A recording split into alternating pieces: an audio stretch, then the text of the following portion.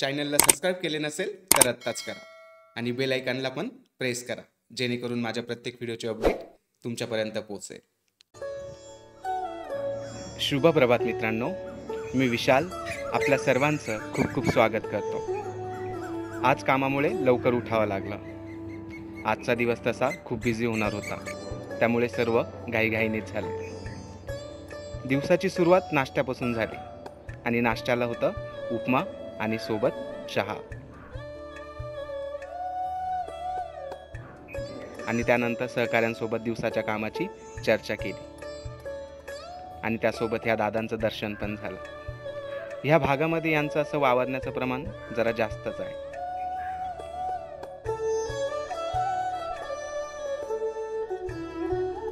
नंतर आमच्यासाठी दिलेल्या गाड्या येऊन थांबल्याच होत्या, त्यामुळे कोणताही उशीर न करता लगेच निघालो.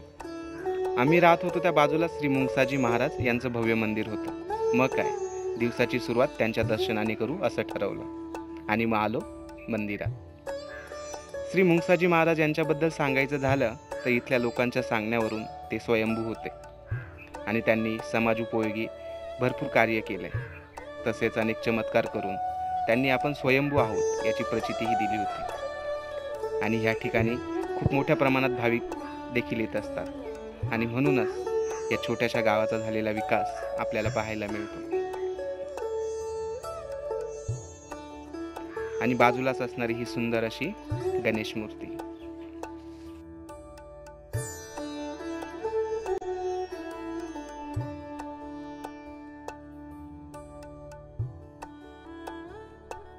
आणि प्रवासाची सुरुवात आपल्या राजाला वंदन करून केली.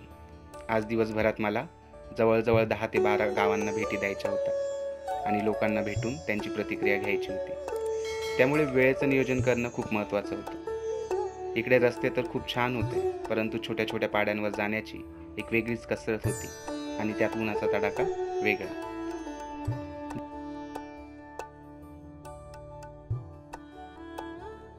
भूक लागल्यानंतर हॉटेल शोधण्यासाठी जरा जास्तच वेळ लागला, परंतु फायनली एक हॉटेल भेटलं.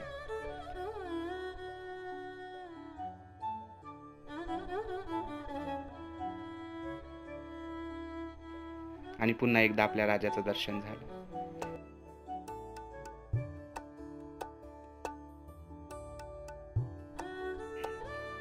छान मस्तपैकी जेवण झालं आणि मग पुन्हा एकदा प्रवास.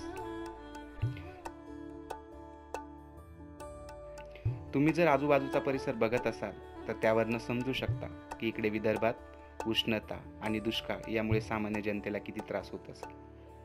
आपण फक्त टीव्हीवर बातम्या बघतो, परंतु इकडे परिस्थिती किती भयंकर आहे ते आल्यावरच कळतं. इथलाच शेतकरी आत्महत्या का करतो हे आपण कधी समजू शकणार नाही. आणि हा आजूबाजूचा परिसर दाखवण्यामागे माझा एकच उद्देश आहे. यावरनं आपल्याला या परिसराची दाहकता समजू शकते. आणि निसर्गाची किमया बघा. या उजाड बंजर ठिकाणावर पण किती सुंदर फुलांची पांघरण घेऊन डौलदारपणे हे झाड उभं आहे आणि त्यातनंच एक आशेचा किरण आपल्याला जाणवतो. आता सूर्य मावळलाय आणि जवळपास ठरल्याप्रमाणे काम पण झालं. मग आम्ही निघालो आमच्या निवासस्थानाकडे. समोर दिसणारा हा सूर्यास्ताचा नजारा वातावरणामध्ये एक नवीच ऊर्जा देऊन जातो. सूर्य आत्ता मावळत जरी असला तरी उद्या एकदा पुन्हा एक नवीन पहाट, नवी उमेद आणि नवा एक दिवस घेऊन येणार.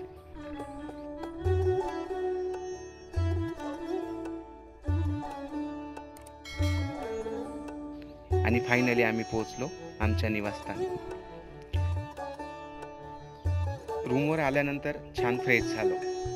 सकाळी पुन्हा लवकर उठायचं होतं म्हणून लगेच जेवणाची तयारी केली. जेवणासाठी होतं लोणचं, पापड, मिक्स भाजी, डाळ, भात, कढी, पनीर,